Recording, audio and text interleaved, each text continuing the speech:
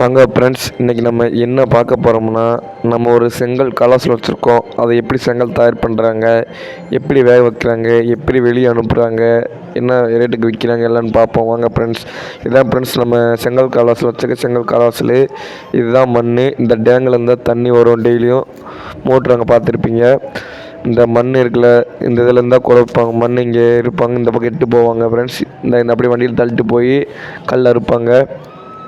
இந்த ஃப்ரெண்ட்ஸ், நாளைக்கு அறுக்கிறதுக்காக இன்றைக்கி குழச்சி வச்சுருக்காங்க. அதை எப்படின்னு பார்ப்போம். அப்படியே வாங்க ஓரமாக போகலாம்.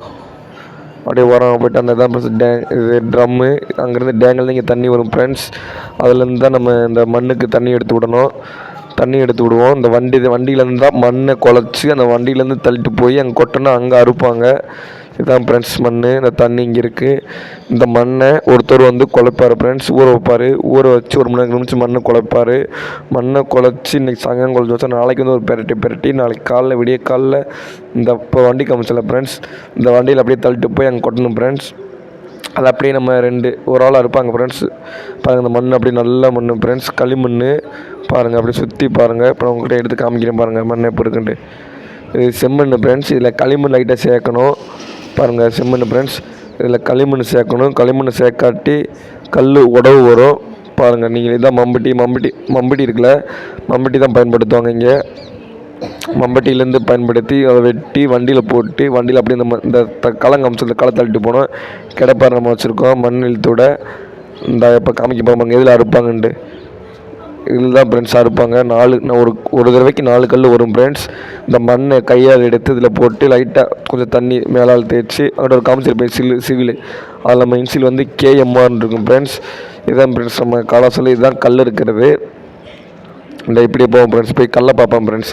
அப்படி வண்டியில் தள்ளிட்டு வந்து இங்கே கொட்டுவாங்க ஃப்ரெண்ட்ஸ். இது இன்னைக்கு காலில் அறுத்தது. இதை எடுத்து சாயங்காலம் போடுவாங்க. பாருங்கள் ஃப்ரெண்ட்ஸ், ஒரு நாளைக்கு எப்படி மேக்ஸிமம் 1000லேருந்து 1300 கல் இருப்பாங்க ஃப்ரெண்ட்ஸ் ஒரு ஆள். இதே மாதிரி காமிச்சுனா அங்கிட்டு காமிச்சல ஃப்ரெண்ட்ஸ் தான். பாருங்கள் ஃப்ரெண்ட்ஸ், 4 கல் ஒரு இதில் 4 கல் 1 2 3 4 ஃப்ரெண்ட்ஸ். 4 கல் இருக்குது. இந்த 4 கல் இது கொஞ்சம் காமிச்சதுக்கப்புறம் அங்கிட்டு சைடில் காமிச்சல ஃப்ரெண்ட்ஸ். இந்த அங்கிட்டு அந்த மாதிரி அட்டி போடணும் ஃப்ரெண்ட்ஸ். பாருங்கள், மேக்ஸிமம் 1500 கல் வரும். அந்த பக்கம் போட்டிருக்காங்க ஃப்ரெண்ட்ஸ். அது மாதிரி அட்டி போடணும். பாருங்கள், அட்டி போடணும். இந்த மாதிரி ஒரு 11 வருஷத்துக்கு ஏற்றணும். இந்த அங்கிட்ட ஏற்றிருக்கேன் பார்த்தீங்களா, இதே மாதிரி தான். அது காஞ்ச கல் போன மாதம் அறுத்தது. அதே மாதிரி ஃப்ரெண்ட்ஸ், இந்த ஓடலை எதுக்குன்னா இந்த காமிச்சல ஃப்ரெண்ட்ஸ் மூடி வைக்கிறது. கல் அறுத்து இந்த அதான் நம்ம பாயில் வைக்கிறதுக்கு அந்த சின்ன ரூமு. இதுதான் சிம்பிளாக இருக்குன்னு பார்க்காதீங்க, சும்மா பாய் வைக்க தானே அப்படின்ட்டு தான் இருக்கும். அங்கேருந்து வரும் ஃப்ரெண்ட்ஸ். அங்கேருந்து தள்ளிட்டு வரணும். மண் குலைக்கிறவர்.